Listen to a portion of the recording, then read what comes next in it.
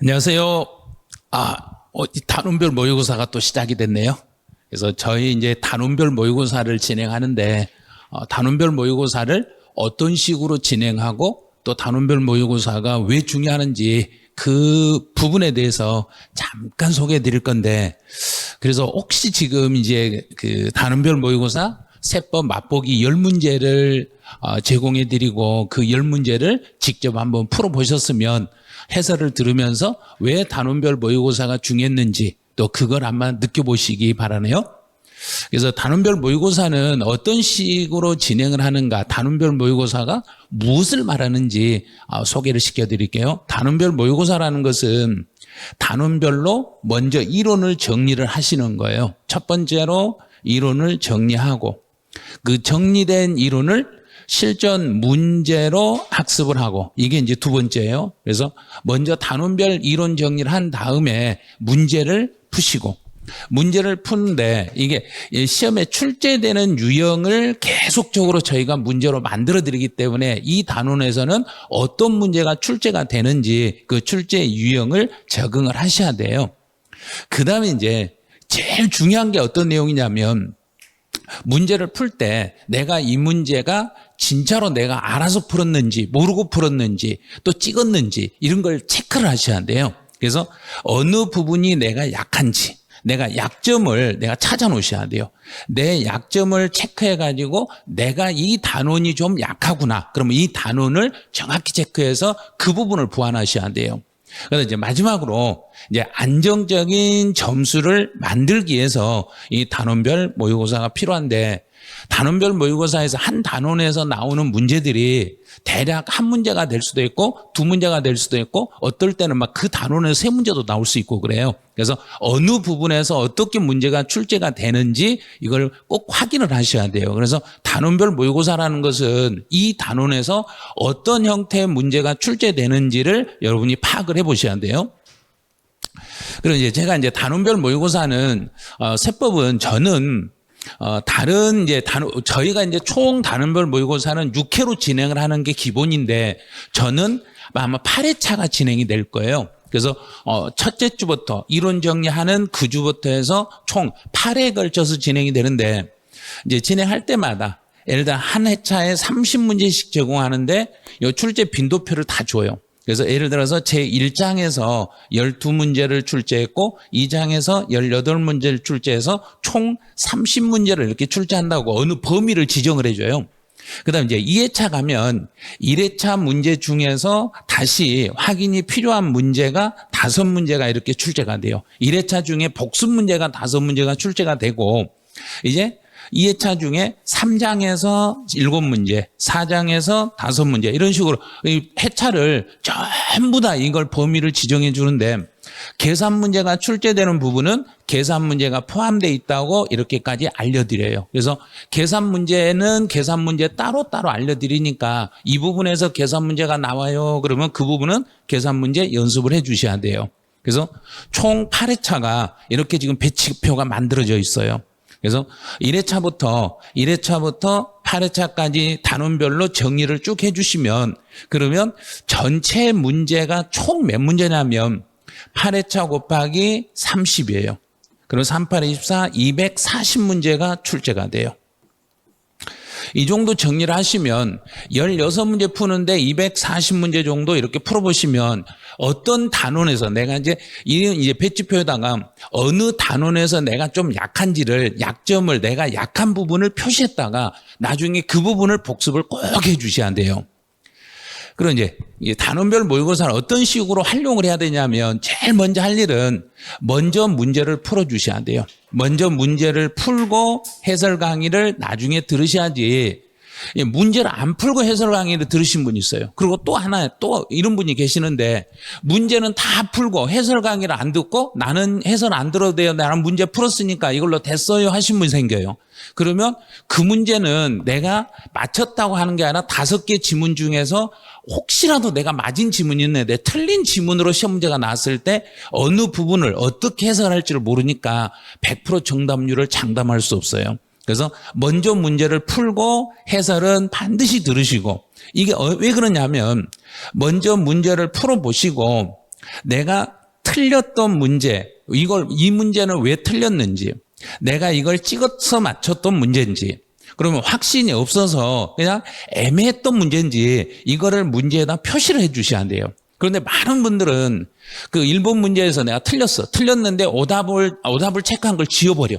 그리고 예를 들어 1번, 2번, 3번, 4번, 5번이 있는데 만약에 내가 3번을 찍었는데 정답은 4번이네? 그러면 3번에다 했던 걸 이거 싹 지워버려요. 지워버리고 내가 맞췄다고 4번에다 이렇게 동그라미를 쳐놓으신 분이 생겨요. 그리고 나 시험장에 가면 다시 또 3번을 찍어가지고 오답을 찍어서 반드시 또 문제를 틀리게 돼요. 그러니까 언제나 통역 문제, 단원별 문제 푸실 때 틀린 문제, 내가 찍었던 문제, 확신이 없었던 문제, 이 표시를 반드시 문제에다 표시를 해 놓으셔야 돼요. 이제 두 번째는 문제 해설을 들으실 때 어떤 식으로 이게 저희 강의를 할 때 선생님들이 해설하는지, 그래서 정답이 중요한 게 아니라는 걸 꼭 가르쳐야 돼요.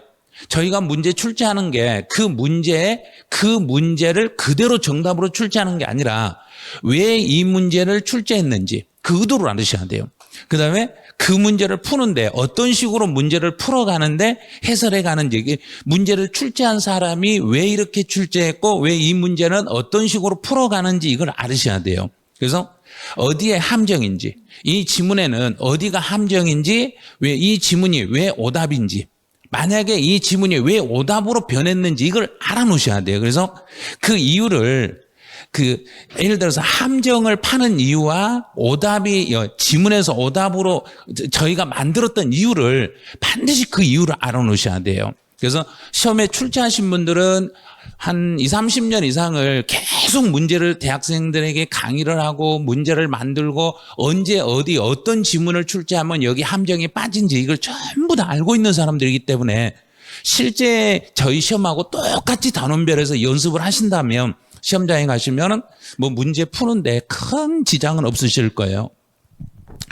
이제 세 번째로 동역 문제를 통한 반복 학습으로 이제 패턴을 익히라. 이거 말은 뭐냐면 단원별로 문제를 풀 때 한 단원에서 출제할 수 있는 많은 유형을 보여줘요. 그래서 단원별로 2회에서 3회를 계속 반복을 하시되 문제를 반복하실 때 내가 여기에서는 어떤 형태의 문제가 출제되는지, 예를 들어서 박스형의 문제가 출제가 되는지, 또는 사례형의 문제가 출제가 되는지, 또는 단답형의 문제가 출제가 되는지, 아니면 계산 문제가 출제가 되는지, 그 부분에서 어떻게 문제가 출제되는지를 먼저 알아놓으셔야 돼요. 그래서 그 문제의 단원별 출제 패턴을 반드시 익혀주셔야 돼요. 그래서 이 단원에서는 반드시 계산 문제가 나온다. 그러면 시험에서도 그대로 계산 문제가 출제돼요. 이 단원에서는 가로놓기 문제가 나온다. 그럼 거기에서는 가로놓기 문제만 나오고 여기에서는 숫자만 바꿔서 나온다. 그럼 거기는 숫자만 바꿔서 나와요. 그래서 이런 유형들을 저희가 단원별 문제풀이에서 다 잡아주니까 이런 걸 활용을 해주시면 돼요.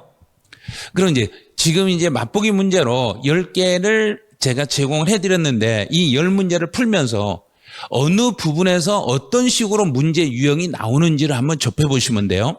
1번 같은 경우는 양도소득세 과세 대상의 자산을 모두 골라봐라 그랬어요. 그러면 양도소득세 과세 대상은 반드시 열거되어 있는 요 박스 문제로 나와요. 과세 대상물 딱 나오는 순간 여기는 박스 문제다. 그러면 밑에 보기를 활용하는데 이 중에서 상표권 아니네? 그럼 상표권 아니네? 그러면 기억 들어간 거 싹 틀렸으니까 이거 X 얼른 그어버리시면 돼요. 이런 식으로. 그다음에 우리나라에 있는 자산을, 그래서 부동산 임차권은 우리나라 것은 반드시 등기되니까 니은은 들어가셔야 돼요. 그럼 여기 없네? 그럼 답은 2번이네? 여기까지만 풀고도 이렇게 답을 찾으셔야 돼요. 그래서 박스형의 문제를 풀 때는 반드시 내가 맞고 틀린 것을 밑에 보기에서 얼른 제거시키면 돼요. 이렇게 하셔야만이 1분 안에 빨리 풀어내요. 그래서 디귿번하고 니을번이 뭔지는 도저히 몰라요. 주권 상장법인이 아닌 법인의 주식을 양도했어요. 그러면 상장법인이 아니다. 그러면 비상장 주식이에요. 비상장 주식을 양도했을 때는 무조건 양도소득세 과세 대상이 되는 거예요. 근데 이걸 잘 모르겠다. 그래서 디귿을 몰라도 답을 찾았잖아요. 또 니을번은 주권 상장법인은 이거 상장 주식이에요. 상장 주식에 대해서는 원칙은 과세하지 않는데 상장 주식은 소액 주주가 아니라 대주주일 때만 과세가 되니까 많이 가지고 있는 주주들만 과세되니까 니들도 틀린 거예요. 근데 전세권은 요거는 대상이 됐네요. 그래서 디귿번 이게 헷갈린다는 이야기예요. 그래서 문제를 풀 때 잘 모르겠으면 여기는 물음표 이걸 물음표 해놓고 나중에 계속 복습을 하셔야 돼요. 그래서 문제를 풀 때 내가 몰라도 답을 찾는 연습을 빨리빨리 해주셔야 돼요. 실제 시험장에서는 내가 모르는 지문이 이 보기 중에 1개에서 2개가 반드시 돌아요. 그래서 그 모르는 지문들을 찾는데 그걸 집중을 해 주셔야 돼요. 또 이제 과세 대상물 그러니까 또 박스 문제래요. 양도소득세 과세 대상에서 문제가 나왔을 때는 반드시 이렇게 박스형의 문제로 출제가 되는데 이제 첫 번째 이제 이주권 나왔네요. 이주권이 나왔을 때는 별도로 평가해서 신고했는지 안 했는지를 이걸 보고 푸셔야 돼요. 별도로 평가해서 신고하면 이거는 기타 소득으로 과세가 됩니다. 그래요. 기타 소득. 그럼 문제에서는 양도소득세를 물어봤으니까 기억은 틀렸네요. 그럼 기억을 틀렸으니까 기억 들어간 거 얼른 체크 끝내버리셔요. 그럼 이제 보기에서 니은하고는 같으니까 안 봐도 되고 디귿만 보는 거예요. 지역권. 지역권은 대상이 아니네. 아니네. 그럼 답은 2번이네. 이런 식으로 밑에 보기에서 중복된 내가 선택한 단어에서 중복이 있으면 이거 읽을 필요가 없는 거예요. 시험장에서는. 근데 실제 공부할 때는 조합원 입주권 이건 대상이네. 그다음에 신탁의 이익을 받을 걸 이건 뭔 말인지 모르겠는데 그럼 모르면 무조건 물음표로 해놓으셔야 돼요. 이렇게 물음표로 해놓으시고 저희가 이제 계속 이론서로 배웠던 통합 이론서에 찾아보시면 신탁의 이익을 받을 권리도 여기도 양도소득세 대상이고 최근 3년 전에 개정이 됐다는 걸 알 수 있네. 그러면 신탁의 이익을 받을 권리가 지금까지 기출문제 나왔는가 한번 쭉 뒤져보는 거예요. 그런데 한 번도 안 나왔네. 그럼 이런 건 나올 수도 있겠구나 하고 이걸 찾아내시는 거예요. 그래서 문제를 풀면서 어떤 식으로 내가 문제를 풀고 시험장에 가서 안 틀리고 정확하게 답을 찾는 건지 이걸 단원별 모의고사 문제를 풀이하면서 이걸 익혀주셔야 돼요. 그다음 이제 세 번째는 양도에 해당하는 것. 그러면 양도라는 것은 이론 문제로 나올 수도 있고 이 유형을 박스 문제로 바꿀 수도 있어요. 그럼 이론으로 나올 때는 양도에 해당한다. 그럼 환지 처분으로 지목을 변경했어요. 그럼 이름만 바꿨으니까 양도는 아니에요. 두 번째는 이제 부담부 징여에서 채무에게 해당하는 부분을 채무를 제외한 나머지는 징여기 때문에 이것도 제외가 되는 거예요. 그다음 이제 양도 담보는 원칙은 양도인데 끝에 보니까 변제 충당이네. 변제 충당했으면 이거 양도네. 그럼 답은 3번이네. 그럼 이거 쉽게 문제를 풀어요. 그다음에 환원. 매매 원인 무효소. 그럼 물건을 팔았다가 소송해서 다시 원위치 시켰으니까 양도는 아니네요. 그다음에 경매라는 것은 양도인데 본인이 재취득했을 때는 양도가 아니에요. 그래서 문제 풀 때 이제 3번에서 답이 정확하게 나와버리면 실제 가서는 4번, 5번을 읽을 필요가 없는 거예요. 시험장에 가서는. 그런데 지금 연습하실 때는 절대로 이제 주의할 게 연습하실 때는 다 보셔야 돼요. 그다음에 이제 제일 주의해야 될 지문이 2번이에요. 2번 같은 건 조심해야 되는데 부담부 증여가 나왔을 때는 배우자나 직계 존비속간이 있는지 없는지를 꼭 확인하셔야 되는데 이걸 확인 안 해도 되는 게 여기 때문에 그래요. 채무에게 해당하는 부분을 제외합니다. 채무를 제외했으니까 채무 인수를 제외한 나머지는 무조건 증여로 보기 때문에 누구든지 증여 보기 때문에 이런 건 만약에 여기서 채무에게 해당하는 이렇게 나와버리면 해당하는 이 부분이 나오면은 배우자나 직계 존비속이냐 이외인가를 반드시 고려해야 되는데 그 이외를 하겠으니까 바로 증여로 갑니다. 이렇게 보는 거예요. 그래서 이제 4번은 또 양도에 해당하는 것을 똑같은 유형을 이렇게 박스 문제로 바꾸는 거예요. 박스형으로. 그래서 이 양도로 보는가 양도로 안 보는가 여기 문제는 문장 1, 2, 3, 4 이렇게 번호로 나올 수도 있지만 박스형의 문제로 나올 수도 있으니까 대비를 반드시 2개를 하셔야 돼요. 똑같은 내용이죠. 부담부 징여에 있어서 채무에게 상당하는 부분을 인수했네. 그러면 여기는 배우자나 직계 존비속인지 아닌지를 꼭 확인하셔야 돼요. 배우자나 직계 존비속이 아닌 걸 인수했으니까 양도가 되네요. 그럼 양도에 해당하는 것으로 묶인 거 그랬으니까 기억 나머지는 다 탈락. 자, 니은하고 디귿이네. 단순 나오면 이건 양도 아니네. 그럼 답은 2번이네. 끝. 이런 식으로 푸는 거예요. 문제를 풀 때 밑에 보기를 활용하시면 엄청 쉬워요. 그다음 담보, 양도 담보 나오면 끝에 가서 변제 충당, 그러면 이거는 양도. 보류지로 충당했어요. 그럼 이건 원래는 대물 변제니만 보류지로 충당하는 것은 예외적으로 양도가 아닌 걸로 규정이 돼 있으니까 여기에서는 여기가 잘 헷갈린다. 그러면 헷갈리는 부분 앞에다 꼭 이렇게 물음표를.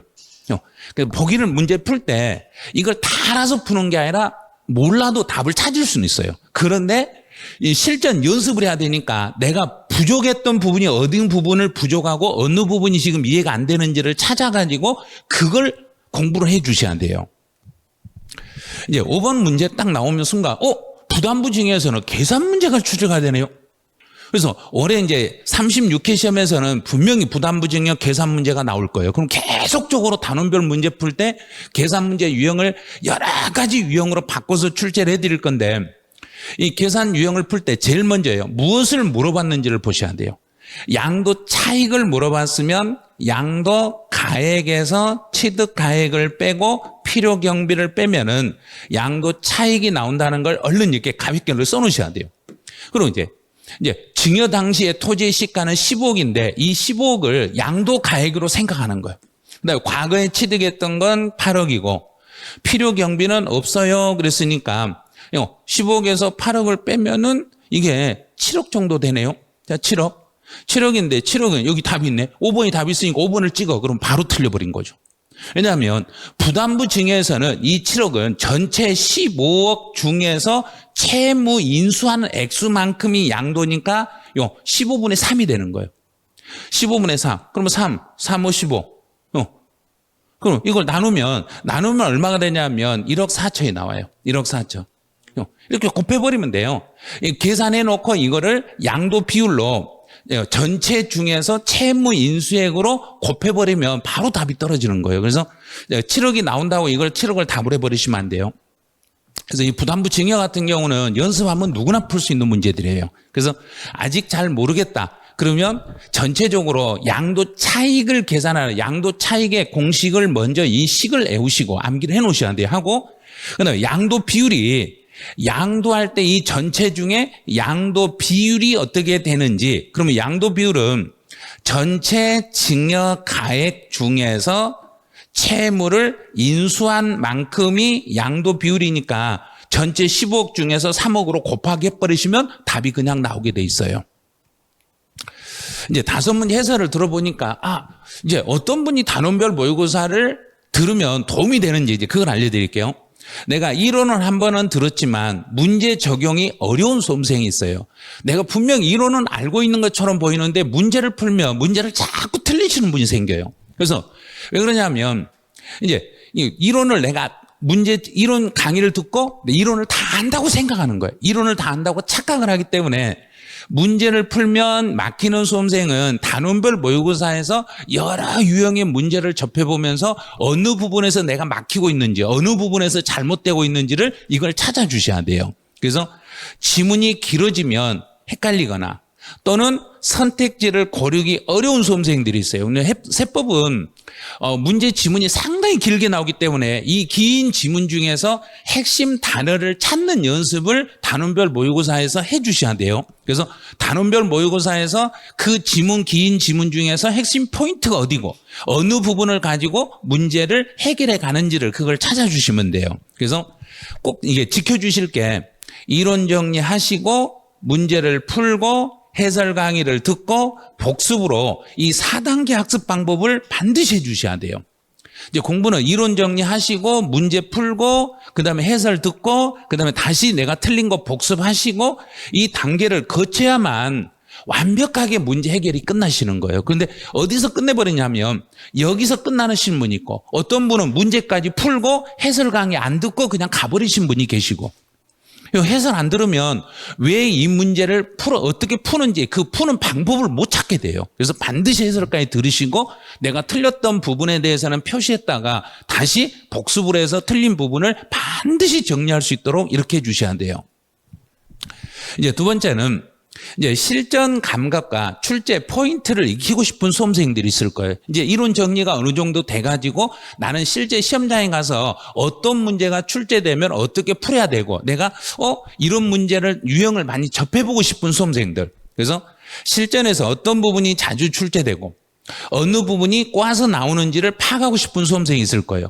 이제 그 지문을 읽으면서 이 지문 속에서 어느 부분을 오답으로 만드는지 이걸 알고 싶은 분들이 있을 거예요. 그래서 저희가 문제를 낼 때 그 단원에서 이 지문에서는 여기를 꼴 수가 있고 다른 지문에서 다른 방법으로 꼴 수 있어요.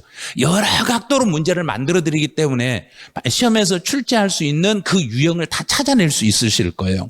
그래서 단원별 기출문제 패턴과 실전 출제 포인트를 집중적으로 연습하고 싶으신 분이 있을 거예요. 그래서 기존의 기출문제를 전부 분석해가지고 출제 유형으로 실제 올해 이제 36회 시험에 나올 수 있는 문제 유형으로 바꿔서 단원별로 출제를 하니까 혹시라도 나는 문제를 좀 많이 풀어보고 이 단원에서 집중적으로 어떤 식으로 문제가 나오고 어떻게 해결하는 방법을 알고 싶다. 그러면 단원별 문제풀이를 선택해서 들어보시면 돼요. 그래서 실수를 줄이고 함정을 피하는 훈련을 하고 싶으신 분, 이런 분도 이제 단원별 모의고사를 풀어보시면 아마 도움이 되실 거예요. 그다음 이제 시험이 얼마 안 남았는데 나는 점수를 좀 빨리 끌어오고 싶으신 분이 있어요. 그러면 단원별 모의고사에서 나는 내가 약했던 단원이 있으면 그 단원만 집중적으로 풀어보시는 거예요. 예를 들어서 나는 양도소득세는 자신 있다. 그럼 양도소득세는 놔두시고 나는 종합부동산세가 자신이 없다. 그럼 종합부동산세 단원에 대한 문제풀이만 집중적으로 두세 번 반복해서 풀어버리시면 돼요. 그럼 그 안에서 실제 시험에 나올 수 있는 지문이나 문제 패턴이 다 있으니까 이런 식으로 정리하셔도 돼요. 그래서 시간이 많이 없다 하면 1회차부터 8회차까지를 다 풀러가지 마시고 그 출제 제가 회차별로 출제 빈도표를 어디가 어떻게 출제했는가 배치표를 만들어 드리니까 몇 회치 예를 들어서 5회치 이 문제를 가지고 두세 번 풀어봐야 되겠네. 그럼 5회치만 출력을 해가지고 계속 그것만 풀어보시는 거예요. 그래서 이제 마지막으로 이제 단원에 내가 이제 내 어느 부분이 약하고 어느 부분을 어떻게 보완하고 싶은가. 약점을 찾고 보완하고 싶으신 분이 있으면 하나 단원별 문제풀이 해보시면 도움이 될 거예요. 그래서 제일 마지막에 제가 뭐라고 써놨냐면 단순한 암기 수준을 넘어서 실전의 문제를 푸는 능력을 키우고 싶은 수험생에게 단원별 동형 문제풀이 강의는 매우 효과적입니다. 그랬어요. 그래서 실전 감각을 익히고 내가 부족한 부분이 어느 부분이 부족하고 어느 부분을 어떻게 보완할 건지 이걸 찾고 싶으시면 단원별 문제풀이를 아마 접해보시면 도움이 많이 되실 거예요. 다시 이제 6번부터 해설해 볼 건데 양도소득세, 납세 의무와 관련하여 양도에 관한 설명을 옳지 않는 거. 이거는 이제 두 개가 혼용되어 있는 거. 이렇게 종합 문제인데 법원에 파산 선고에서 부동산을 처분했어요. 처분했으니까 팔았으니까 양도예요. 양도를 안 본다 그랬으니까 틀렸네요. 법원에서 내 파산 신청한 사람의 부동산을 처분했으니까 양도고 여기서 발생한 소득이 비과세입니다. 이렇게 되는 거예요. 이런 식으로. 그래서 나는 무조건 비과세라고 외웠는데요. 아니에요. 양도이면서 소득이 비과세. 이렇게 문제 풀 때 어느 부분에 어디를 함정을 파는지, 무슨 단어를 가지고 함정을 파는지를 체크하셔야 돼요. 자, 두 번째로 이제 재산 분할이 나오면 다른 걸 볼 거 없어요. 재산 분할 그럼 끝에 가서 양도는 아니에요. 이렇게 가면 돼요. 그다음에 현물 출자예요. 그러면 현물 출자는 무조건 양도예요. 현물 출자. 내 현물을 다른 법인에게 넘겨주고 주식을 받았으니까 바로 양도가 돼요. 근데 지목이나 지번이 변경됐어요. 그러면 이거는 양도가 아니네요. 양도 담보 계약을 체결했지만 채무 변제 충당이 되면 그때는 양도한 걸로 보겠습니다. 지문이 약간 길어지죠, 이제. 그래서 양도하고 납세 의무자하고 종합 문제가 나올 때는 지문이 약간 길어져요. 지문이 길어지지만 실제 문제 푸는 포인트는 단답형이에요, 이거는. 그다음 이제 문제 7번 같은 경우에 양도 및 취득 시기 문제는 주로 나오면은 전부 다 이렇게 이런 줄글로 나와요. 줄글로 나오는데 여기는 지문이 길어져요. 길어지는데 포인트를 딱 잡으시면 돼요. 환지를 하면서 면적이 증가됐어요. 그럼 면적이 증가됐으면 옛날 땅이 아니라 이번에 바뀐 새로운 땅이란 이야기예요. 새로운 땅이니까 그렇게 됐다는 걸 공고를 해주면 공고가 나오면 무조건 다음 날이 붙어야 돼요. 맞았네. 그다음에 장기 할부가 나오면 다른 거 다 필요 없죠. 하나, 둘, 세 개 중에 빠른 날이에요. 완성이라는 말이 나오면 뒤에 있는 지문 읽지도 마시고 그냥 완성일이에요. 완성일이 아니네. 틀렸네. 그럼 답이네요. 그래서 문제를 풀 때 어떤 식으로 문제를 접해보는지, 이 긴 지문 중에서 무엇만 가지고 문제를 푸는지 이런 실전 감각을 다 익혀주셔야 돼요. 이제요. 그다음에 민법에서 쭉 보니까 뭔 말인지를 모르겠네요. 민법 제245조의 소유권을 취득했다. 이게 바로 점유취득이에요. 그럼 양도소득세 문제니까 점유 나오면 점유를 개시한 날, 대금을 청산한 날이 분명하지 않았을 때는 등기 접수일로 바로 가겠습니다. 이런 식으로. 자, 그래서 이 핵심 단어를 가지고 푸는 연습을 해주시고, 혹시라도 양도 및 취득 시기 문제가 이렇게 박스형의 문제로 나올 때도 있는데, 이제 증여 그러면 양도소득세니까 계약이라는 건 절대로 들어가면 안 돼요. 그럼 옳은 걸 찾아라 했으니까 기억 들어간 거 다 틀렸네. 그럼 니은하고 니은은 공통점이니까 디귿만 보면 되겠네요. 면적이 증가돼요. 면적이 증가됐네. 그럼 공고가 나오겠죠. 공고한 날 그랬으니까 틀렸네요. 다음 날이 붙어야 되는데. 그럼 답은 2번이네. 그럼 니은은 안 봐도 된다는 이야기예요. 시험장에서는 안 봐도 되는데 지금 연습하실 때는 반드시 봐야 돼요. 수용이라는 단어가 나오면 수용 개시를 넣어서 빠른 날 끝. 그러니까 긴 지문이지만 짧게 연습하는 이런 훈련이 필요하신 거예요. 그래서 어떤 훈련을 할 것인가, 이게 단원별에서 뭐 7번, 8번 문제에서 똑같은 요 문제지만 약간의 유형을 바꿔가지고 풀 수 있는 이런 걸 보여드릴 거예요. 이제 9번은 1세대와 주택에 대한 설명으로 옳지 않는 거는 피과세는 지문이 길어요. 그런데 답은 진짜로 쉬워요. 배우자는 법률상 이혼했지만 같이 생계를 같이 하고 있으면 이 사람은 배우자에 포함합니다. 그다음 두 번째로 이렇게 지문이 길어도 이렇게 다 읽지 마시고 끝에 얼른 가봐요. 일시 퇴거한 사람이 있으면 이 사람을 포함하겠습니다. 포함하지 않는다 했으니까 2번은 틀려버렸네요. 이런 식으로. 그다음에 3번 같은, 이거 너무 어렵네요. 주택이란 그러면 앞에서 있는 거 다 지문 필요 없고 주택이란 딱 필요한 거예요. 주거용으로 사용하는 거. 사실상 주거용으로 사용하는 것을 주택이라 합니다. 다른 집은 다 필요 없어요.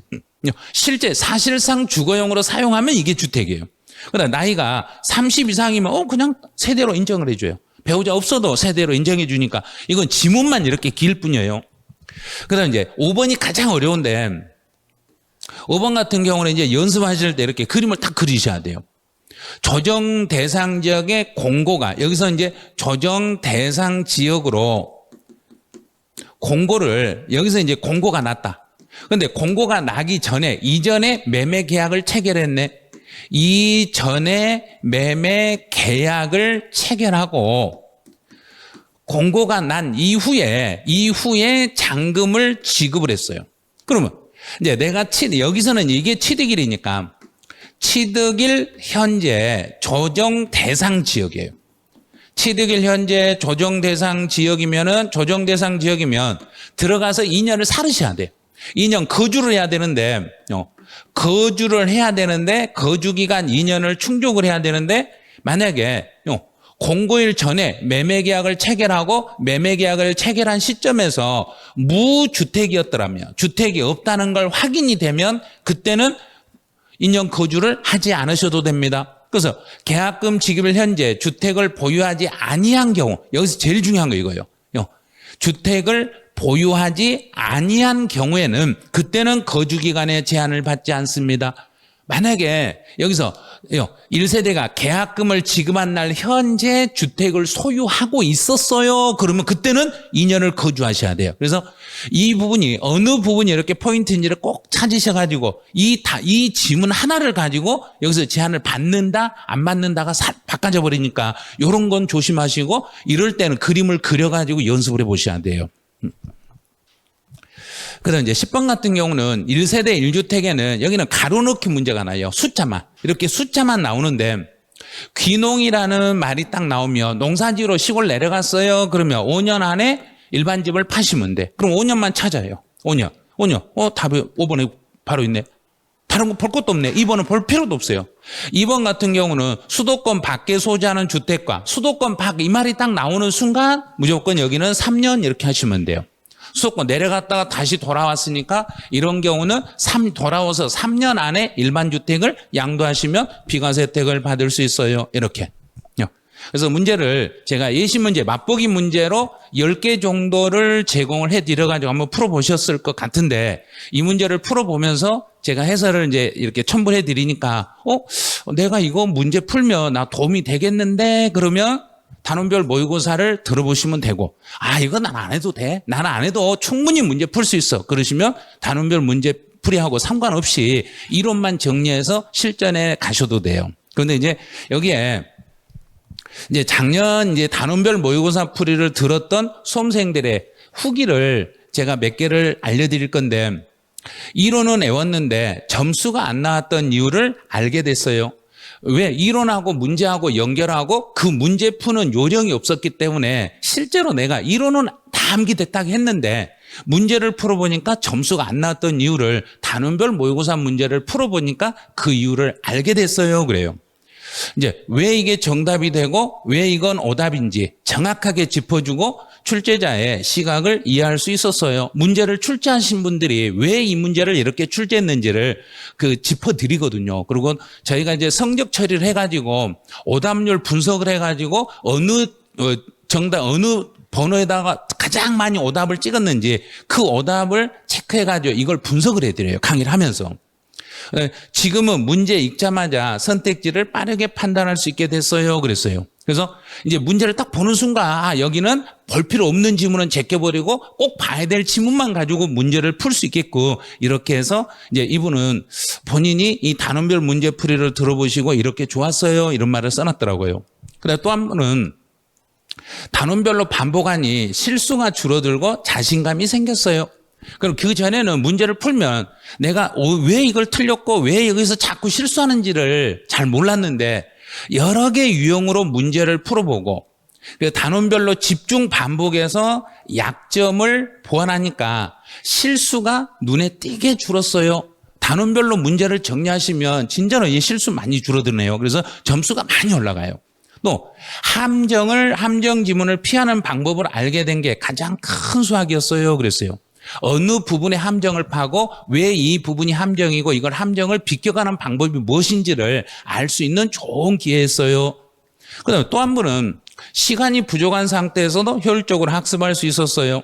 그래서 먼저 이론 정리하고 문제 적응 훈련을 하니까 단기간에 점수가 많이 올라갈 수 있는 방법이 단원별 문제풀이였어요. 그러네요. 이제 단원별로 점검하니까 공부가 체계적으로 바뀌었어요. 그리고 단원별 강의를 통해서 내 약점이 명확히 보였고 그 단원만 따로 복습을 하면서 성적이 많이 올라갔어요. 그래서 이 단원별 문제풀이 할 때는 반드시 그 배치표에다가 어느 단원이 내가 가장 약한지를 표시해서 그 약한 단원을 집중 공략을 하셔야 돼요. 그래서 이제 단원별 문제풀이는 이제 저희가 이제 단원별 문제풀이를 진행한 이유가 실전 감각을 훈련하기 위해서 단원별 문제풀이를 훈련하거든요. 그래서 기출 출제되는 유형들을 미리 학습을 해가지고 실제 시험에 가서 안정적인 점수를 나올 수 있도록 하는 게 단원별 문제풀이라고 보시면 돼요. 그런데 꼭 지켜야 될 게 반드시 문제를 풀고 해설 강의를 들으시고 그리고 해설 강의를 들을 때 그냥 단순히 해설만 들으시면 안 돼요. 왜 내가 이 문제를 틀렸고 어떻게 해결해야 되는지 개념적으로 확장을 해가지고 그 다음에 마지막으로 꼭 틀렸던 부분을 복습을 이렇게 해주셔야 돼요. 이 4단계 학습법을 반드시 지켜주셔야 돼요. 문제 풀고 그 다음에 이론 정리하고 문제 풀고 해설 듣고 복습하고 이 과정을 모든 과정을 지켜주셔야만이 시험장에 가서 문제를 안정적으로 풀 수 있으니까 꼭 그거 지켜주시기 바라네요. 그래서 저희가 이제 그 문제 단원별 문제에서 거의 회차별로 30문제씩 이렇게 제공을 하는데 30문제 모두 다 풀 수 있는 문제들이에요. 풀 수 없는 문제는 출제하지 않아요. 그래서 이분도 미국이 유명하신 분이네요. 문제는 해결할 수 있는 것인데 만약에 해결할 수 없다면 그것은 문제가 아니에요. 해결할 수 없는 문제를 출제하면 그건 문제도 아니에요. 그래서 우리 수험생이 풀 수 없는 문제를 출제했다. 그럼 그건 문제가 아니란 이야기예요. 전부 다 문제를 풀 수 있는 문제를 출제하니까요. 단원별 문제풀이에서 이제 유형을 익혀주시고 단원별 문제풀이에서 어떤 식으로 문제가 출제되고 내가 어느 부분이 약하고 어느 것을 보충해야 되는지 이걸 꼭 찾아주시기 바라네요. 그래서 단원별 문제풀이는 저희가 이제 5월 달하고 6월 달에 걸쳐서 아마 진행을 다 하고 있으니까 이제 만약에 메가랜드에서 단원별 모의고사를 내가 선택해서 듣고 싶다. 그럼 아마 4월 말쯤에 페이지가 오픈되니까 4월 말쯤에 그 페이지에 들어오셔가지고 한번 확인해 보시고 나 이거 꼭 들어야 되겠다. 그러면 맛보기 문제 한번 풀어보시고 각 과목별로 내가 이 선생님하고 한번 해보면 내가 도움이 되겠구나 하고 선생님들 픽해서 한번 단원별 문제풀이 많이 한번 활용해 주시기 바라네요. 그러면 이제 강의실에서 만나 뵙기로 하죠.